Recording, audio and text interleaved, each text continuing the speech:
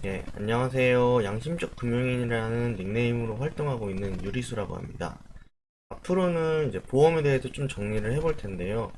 그렇다면 우리가 보험이 무엇인지에 대해서 알아야 보험을 정리하도록 하겠죠? 그래서 이번 시간에는 보험이 무엇인지에 대해서 좀 말씀을 나눠볼까 해요.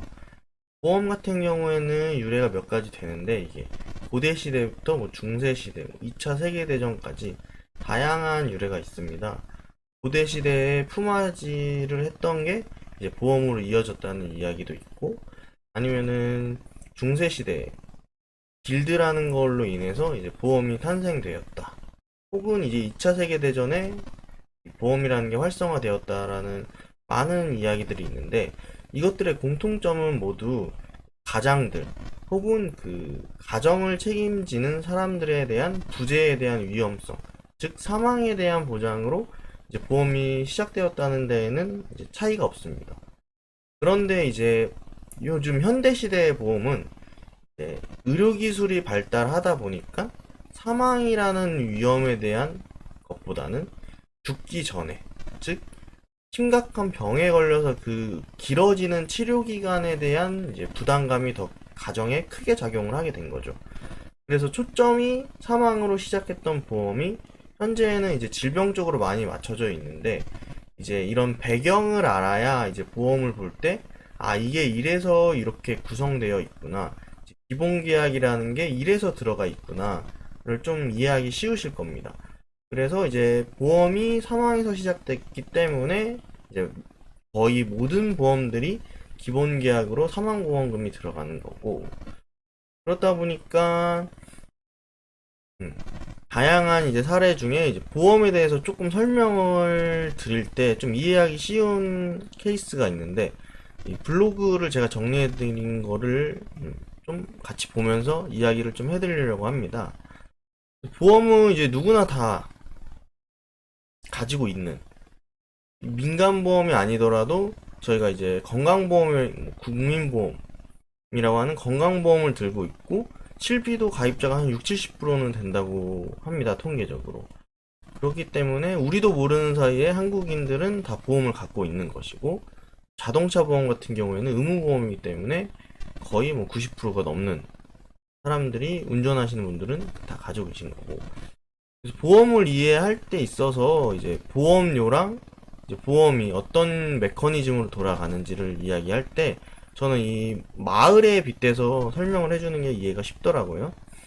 한 마을에 뭐 다양한 가정들이 있겠지만 이렇게 한 100분이 산다고 생각을 해보고, 그런데 이제 뭐 블로그에는 1년이라고 적어 드렸는데 한 달에 한 명꼴로 이제 100명 중에 한 명이 아프다고 생각을 해보면은 이 질병에 누가 걸릴지는 모르는 거죠. 그런데 질병에 치료하는 데 드는 비용이 한 100만 원 정도가 소요된다고 합니다.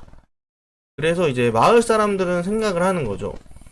병이라는 거는 누구든 걸릴 수 있는 건데, 그게 내가 될 수도 있고 우리 가족이 될 수도 있고 혹은 옆집이 될 수도 있고, 그러다 보니까 이 100만 원이라는 돈을 혼자 준비하기에는 좀 부담스러운데, 100명이 되는 마을 사람들이 한 달에 10,000원씩을 걷어서 그 한 달에 누가 걸릴지 모르는 분들에게 주기 시작을 한 거죠.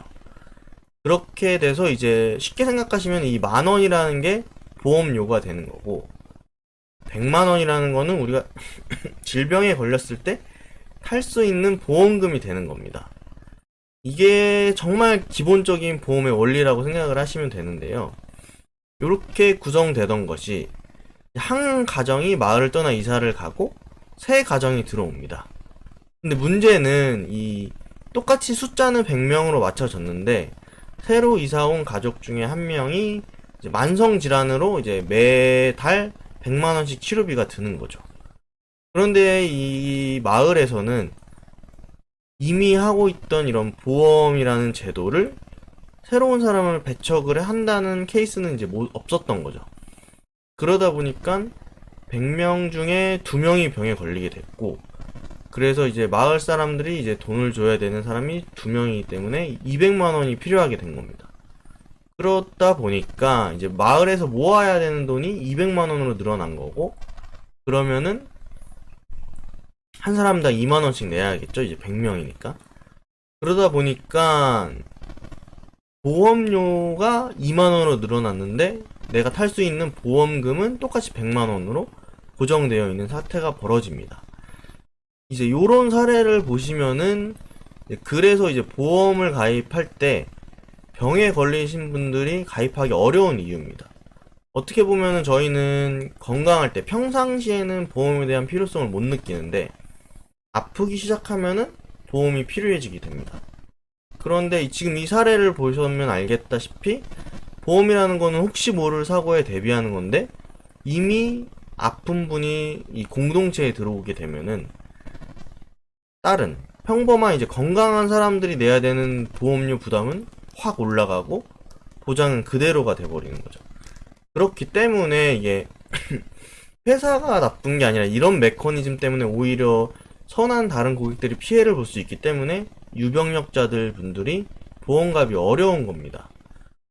그래서 여기서 하나 더 생각하셔야 될 거는 기존에 이사 간 가정들 이분들이 계속 보험료를 내고 계시다가 보험금을 타지 않은 상태로 이제 이사를 하게 되면은 이제 공동체에서 빠져나오는 거겠죠.